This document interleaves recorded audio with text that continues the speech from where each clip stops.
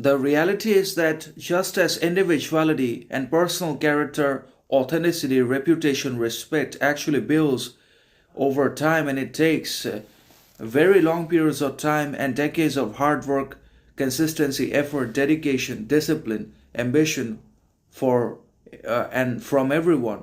to finally achieve and possess individuality alongside rebellion, defiance, authenticity, and also reputation, character. They take decades and centuries to build, to successfully acquire, to make them believable, admirable, recognizable to and by the unconscious herd and the prideful, vain, stupid, ignorant other people also at the heart of the society in one way or another. But it also takes only moments or hours for them to fade, vanish, disappear into nothingness, because not only of our own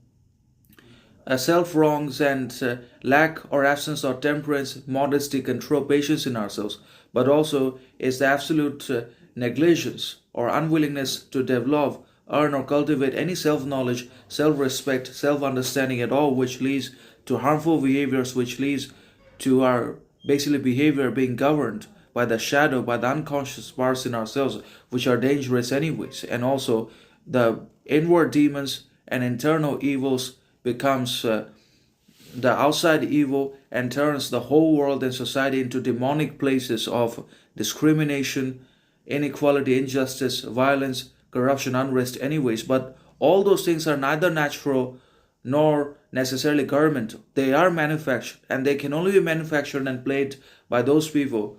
whose shadow is still active,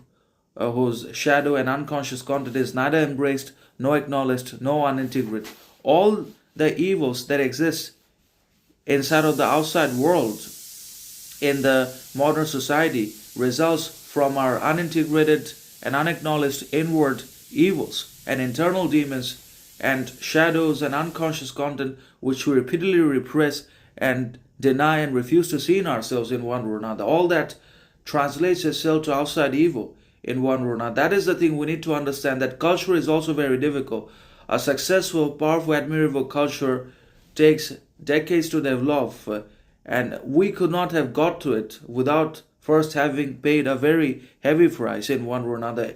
All the people that have nationality and sovereignty and identity in a very powerful culture have obviously paid a tremendously difficult